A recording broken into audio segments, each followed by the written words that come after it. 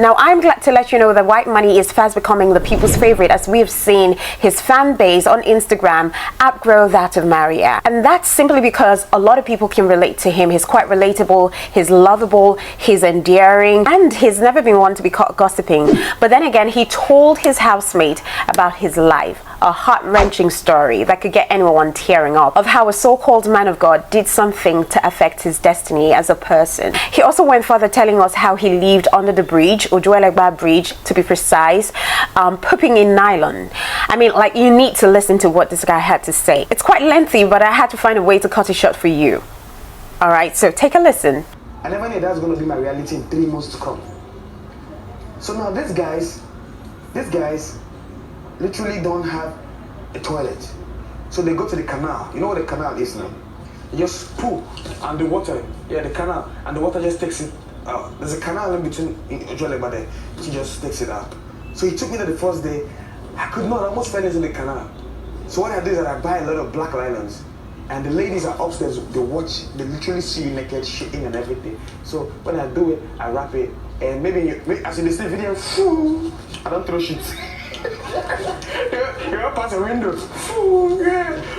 That's Whitemoney's poo going down your window, man. So I share a ladder, I pack it, like take away, I'm not throw away. Oh my God. This happened.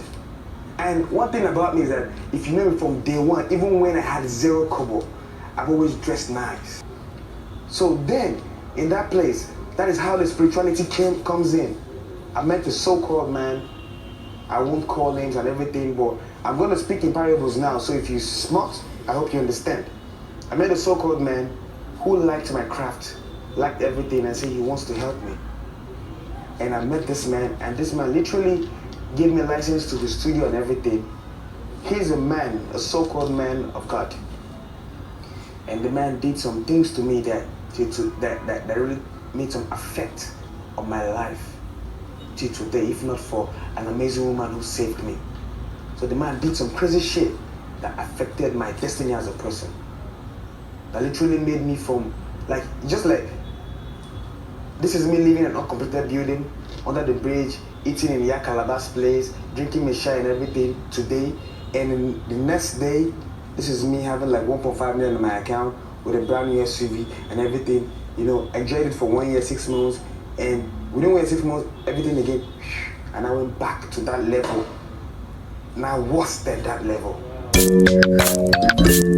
And then the housemate treated us to a fashion show, courtesy of Whitemoney, hosted by yours truly, Angel. And boy, oh boy, that dress was everything. Classic.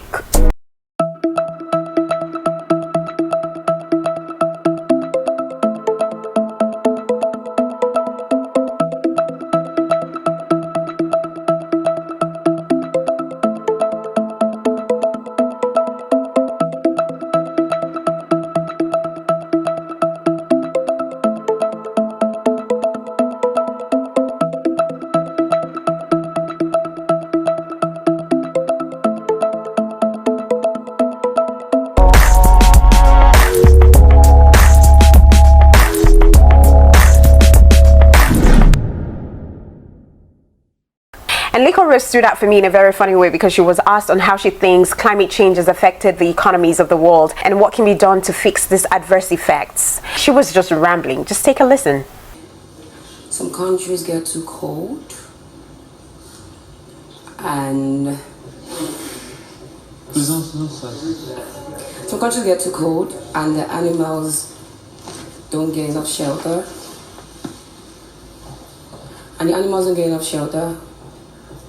And it's like obstruction of movement, because everyone has to stay indoor. In countries where you have like a lot of snows coming down, everyone has to stay indoors. So whatever you have to do, have like a limit. And some countries get too hot, in the sense that people fall sick. Oh my God. And these people have occupation and they have things to do, but they have to stay back at home to get better. And that actually make production slow and low supplies and delay services provided to people. because of restriction of movement. She sort of made sense at the end of it, but it was just the way she went about beating around the bush. But I think Saga made a lot of sense when asked the question, because he made mention of the fact that human-induced emission of greenhouse gases have adversely affected the climate, causing global warming, and that invariably has caused a lot of havoc, thereby disrupting economic productivities around the world. And there goes Cross, the way he confidently responded to his question. I think he was asked a question on how technology has affected or impacted the music industry, and he just went on with confidence, spitting rubbish. Now, I would admit to the fact that I have said things about Arin. I don't like her personality. She's always in everyone's business. Of course, she said that's one of her flaws. But then again, she's very creative, I think she's one of the most brilliant persons in the house, to be honest with you. She has a very creative mind. Her creativity is on another level. She's international to me. She owns a women's brand called Nola Black. And most of the outfits that you see her wear on TV were designed and created by her. Interestingly, she has showcased her collection in one of the GTB's Fashion Week and also in AFI Cape Town Fashion Week. Even Chimamanda Ngozi Adichie, our popular author, has worn her clothes. I mean, like, she's a big deal. And then representing Abuja, we have our very own Jackie B, Princess and Tega, all having a round table talking about how to raise their boy child in such a way that they become stable emotionally and not become toxic. And to be honest with you, it's quite commendable to see a young generation of mothers grooming their young boy child in such a way that they become emotionally stable and have, you know, a positive well-being, because that would transcend into how they form their own nuclear family. I mean, a better nuclear family forms a better and stable society as well, you know. So I am so happy at the thought that a lot of women are keen into raising, you know, their boy child in that light. Because how that boy treats a female matters a lot. Yes. And you're the only one that can teach change a him. mindset of a toxic woman. Yes. With so much love, you can't. And there's only a woman that can teach him that. And it's only the mama or the papa we understand these things. Now if you teach the boy child, girl pikin, she fit just look like it's observed, sharp rape, she don't quote everything where they saw. I just feel that my girl child is going to be like me, but my girl child, I need you to know. I need to like mount pressure and you need to know. People don't get it, they just feel a boy pikin. You know certain things, you know how to do things by yourself. See the way Whitemoney is. It's where I want my son to be. Like woman, not gonna go shakara for me. That's how I want my son. Know the things of the kitchen, know the things of the bedroom, know the things of your house. How in the world would I ever give you a recap without talking about Pere and Maria, my favorite couple, of course, in this season? They are at it again in what I call a love-hate relationship, throwing jabs at each other, but then stylishly confessing their love to one another. Take a look. It's all the classlessness drooping down. Yeah, because I'm surrounded by a certain classless human being. Wow, surrounded. I love you though, I do, actually. I'm not in love with you, not No, yet. love is an understatement. Oh wow. I know you're madly insane about me. Really? My babies would be really cute though. They would look absolutely terrible if I had your baby. As a Cancer, I'm not an aggressive person at all. I'm passionate, but I'm not aggressive. They develop feelings quickly. That's why I fell for this idiot. Wow, idiot. No. If we started counting your flaws today, we probably wouldn't be able to sleep, so. Are you The done? word I'm looking for is egoistic bastard. Who's egotist or what? Sorry, I didn't hear you. I'm actually being horrible. I need to stop. I actually love you and I actually really love you. So let's just stop the whole mess. And of course, can we say that Maria hasn't yet gotten over the fact that Pere kissed Beatrice in a very passionate way? Because she sort of gave us reasons why she thinks Pere did that. Take a look. Do you actually know why he kissed her that day?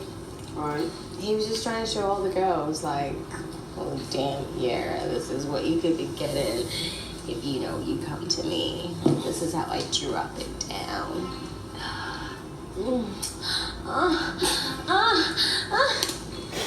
what he's doing.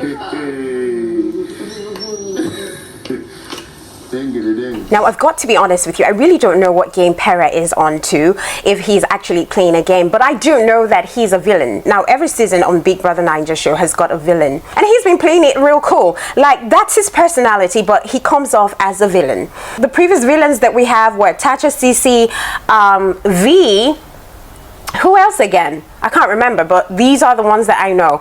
This season's villain has got to be Pere. Because of that personality, he comes off as arrogant, you know, cocky and all that. He's an alpha male, but a very annoying kind. So in the morning of the next day, we saw him in bed with Beatrice, telling Beatrice that he's moved on from Maria. Also having in mind that Beatrice has been playing some sort of weird games with the guys. But that doesn't rule out the fact that Beatrice has something for Pere. You know, they kissed, right? So something must have happened. So Pere reiterated the fact that he's a grown-ass man who knows what he wants and goes for what he wants.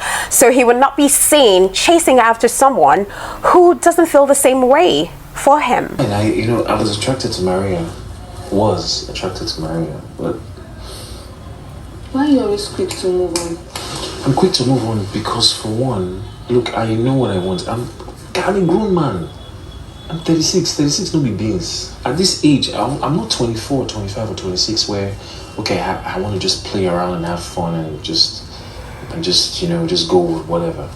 Or whatever. Nah, I'm a grown man. I set my own rules for my own self. If I'm going to relate with the opposite sex and I feel that they are not on the same wavelength as me, there's no stress, no struggle, no coercing or forcing. It's not as if I must be in anything at all with them or I must want to start anything. There's no So if a woman is on a different wavelength than myself, I just move, because we're not always supposed to be on the same wavelength anyway. And I truly want to believe him, because at some point when Lico Rose and Emmanuel had some misunderstanding, because Lico Rose felt like, you know, she was betrayed by her friend, Emmanuel, who seemed to be marking territory around her, but yet not saying or revealing to the house that they are an item. Coupled with the fact that he nominated her as one of the wild cards on Sunday, made her feel some type of way like Emmanuel was catching cruise. So in a bid to quell the issue, Pere told Emmanuel that if he is attracted to Maria, he should go all out for her. So that made me feel like he has actually given up on Maria. Maybe he's just simply manipulating emotions. We don't know yet, but we still have a lot of time to figure out these characters in the house. So let's just give it time. The misunderstanding between Lico Rose and Emmanuel ended in a massage. And it was quite ridiculous seeing two grown-ass men fighting over bread. Goodness me, this is something that I think women are capable of doing, but not men. Because men have a way of squashing things and moving on, you know? So after the first week, there was some level of scarcity because, you know, freebies ended first week. And then remember that the housemates were given envelopes that contains, you know, their Bbnaija. That Bbnaija is your currency in the house. Currency for them to buy whatever they need to buy. So Niyi, Sammy and Cross contributed money to buy bread, but never thought it wise to equally divide this bread. So everyone just went in, dipped their hands, got their bread, got their own share of bread. And you know, in the process, Cross felt cheated because he wanted bread in the morning and there wasn't any bread for him. And Niyi had bread. And then there was this whole conversation between two grown men over bread. And then we saw another bout of depression from Angel.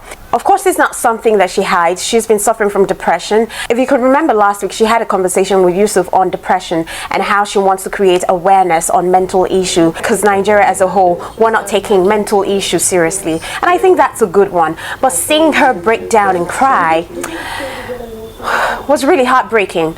But thankfully, she had Arin to console her. But what a lot of people on Instagram or social media platforms don't know is that there are some people who can feel other people's pain and they are emotional as well. And then remember that Arin is a very emotional person. So I think we should stop bashing people for expressing their emotions. And it's for the same reason a good number of Nigerians just hide in their pains, do not talk to anyone, because people just have an opinion just like I have an opinion. People just have an opinion on how people should act or how people should, you know, feel. So Arin was just being Arin. Arin is an emotional person. She feels things deeply, right? That's a personality, and we should just let her be. I'm talking to myself as well too. We should just let her be and give her the benefit of the doubt. Beatrice and Angel, what happened in the deep of the night? Because I saw them talking about how they felt for each other, and that was just right after she cried. Angel cried to Arin. Angel was begging for Beatrice to hug her. When I come to your stupid bed, so when I come to your stupid bed and you give me this what are you doing in my room? Just sit on me. Hug. Don't the hug. Me, I want. That's what I'm asking you. I don't want to hug. If you come close to me, I will call you water. What about me? I had a bad day today. So what happened? Talk to me and say, hey, see what I'm saying. I came to your room and I was asking you what the problem. Like why? I asked you why you were crying. You just snubbed me. Why? I not snubbed you. I said nothing. And you now come here to come and tell me you love me. It's not that I don't want to tell you. It's just that I had already spoken about it. So I need to be point in bringing it up again and crying. So you think the camera will just be on you all the time? So what about the hug? I don't need your hug. Me, I need it. You go. I'll go back. Hug me now to make me feel better. Feel better? Me too, I'm down. And then but I'm learning how to be strong. Like I'm learning every day. Seriously, I'm learning every day in this household. Everything. What does that one have to do with anything? Because I don't want to hug you. I'm trying to give you a excuse. Okay, well, I'm off. Let me go and pee. Where are you going to? I want to pee. You don't want to hug me, so I want to pee and go and sleep. Okay, now.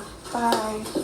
Bye, bitch. That was weird. That was really weird. I mean, like, if you're not feeling some type of vibe, why can't you hug this girl? She just needs a hug. Was she feeling some sort of lesbian vibe or what? There was a point in the house when Angel said she loves girls or she is into girls. I can't pinpoint it, but there was a time she said she's into girls. I probably think I would find that video and then place it here so that I do not get bashed for it.